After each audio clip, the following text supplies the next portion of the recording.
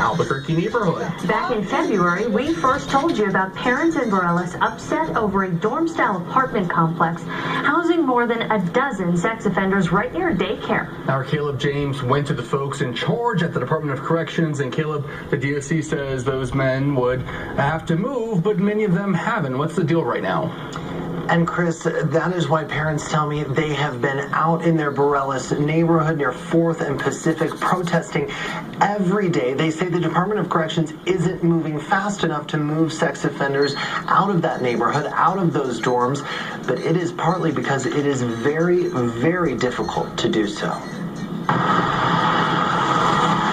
The Sunday calm of Avila Street interrupted by sounds of support. We get a lot of honks. Parents who've made it their mission to rid their community of some unwanted neighbors. Sex offenders in one area and like around kids and stuff. Mom Patricia started asking questions about the dorm apartment complex on 4th and Pacific months ago. Then about 18 registered sex offenders lived here, blocks from a daycare, and in violation of both city ordinance and Department of Corrections rules.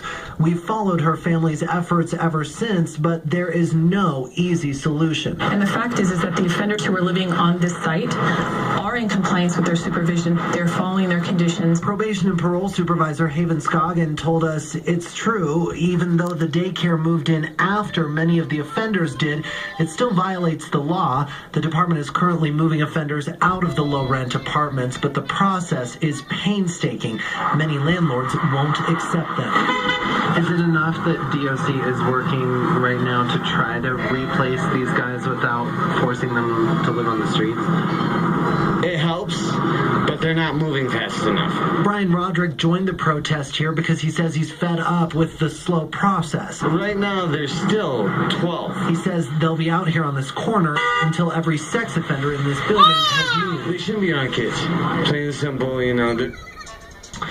But like so many things, it is far from plain and simple. The Department of Corrections says many places that will house sex offenders have long waiting lists to get in, to get a place there. Options that don't have long waiting lists are often miles away from these individuals' jobs, and we're told in many cases, relocation often results in homelessness.